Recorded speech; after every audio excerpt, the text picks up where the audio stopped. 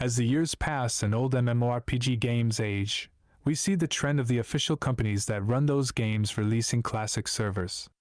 And I say official because, as many of you know, there are many fans that create their own servers in the expansion or state where they like the game more, and we saw many of those servers become so massive that companies had to hunt them down because they were losing players and, ultimately, money because of it. Let's begin by taking the example of the biggest MMORPG of our time as well as in MMORPG history. World of Warcraft. Even though Blizzard said that there wouldn't be servers on previous expansions, a year later, at BlizzCon 2017, they announced that they were creating servers that would start at vanilla state. What made Blizzard, in just 1 year, decide to change their strategy and give the fans what they wanted? They changed strategy because they saw an easy opportunity to bring back players who left WoW for a long time because they didn't like the current state of the live servers. And of course it was much easier for them to polish and publish an existing project than create a new one.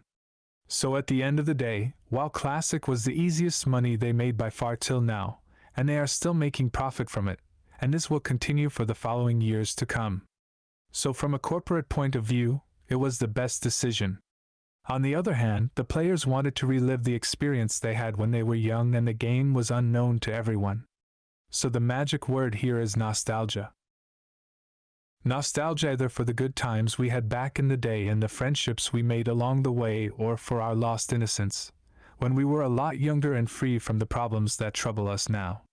Another game that followed the classic tactic years ago was none other than Lineage 2. L2 is a special case where the majority of people, instead of playing on the official server, are constantly looking for new servers to hop on. I know that L2 is forgotten by most of you as a game nowadays, but for me, it was a game I enjoyed a lot, and even now sometimes I would like to go back and play it with my friends, even though it is not enjoyable anymore.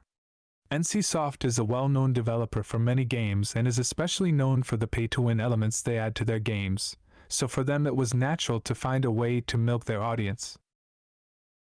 I say that because the next game I will touch on in this video is AION, which plans to release classic servers in Europe soon and is also a game from NCSoft. I still remember the day I bought AION with my friends back when I was still 16 years old, so I will jump on the hype train experience at least for a bit. So we already have 3 MMORPGs going for the classic experience, even though 2 of them are from the same developer.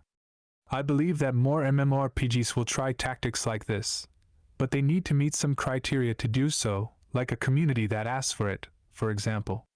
Companies will always be up for some easy money, and the release of classic servers is a very good and easy way to do it, as I stated before. The bad thing about that is that because they have such easy tactics to bring in money from past projects, I believe they are not investing as much in the existing state of their games to make them better or even come up with a totally new one. This is the ugly truth, even though I like the idea of classics. It's not the first time that we see companies cannibalizing success they had in the past. We see it happen in the movie industry with the constant release of new series that were hits before, and in the music industry too. So it's logical that to some extent this would come to the gaming industry also. Why trouble your mind to be creative when you can benefit from the glories of existing projects? At the end of the day, is this bad for the players, or does it benefit them because they have the option, even years later, to travel back in time and live it again, at least for a bit until the hype ends? That's a good question that's troubled my mind, and I wanted to share it with you. For me, as with everything in this life, it has its advantages and disadvantages, and to be honest, I can't say for sure which one wins over the other. The only thing I can say for certain is that we do not have the power to go back in time, and the experiences we once had were unique because we were at a certain point in our lives. Of course, we can try to recreate those experiences, but it will be best if we remember them as they were and create new ones. I would totally like to know your opinion about the matter, and what it means for the MMORPG genre, so let me know in the comments section below why you believe that the creation of classic servers is beneficial or not to us as players. If you stayed this far, I want to say a big thank you. If you enjoyed this video, please click the like button and the subscribe button with the bell to get notified when a new one is posted. That's it for now. After all, Like most of you, I am just a player who loves MMORPGs, and I hope whatever happens will be a step forward to getting better games and fun memories along the way. Thank you again, and see you in the next one.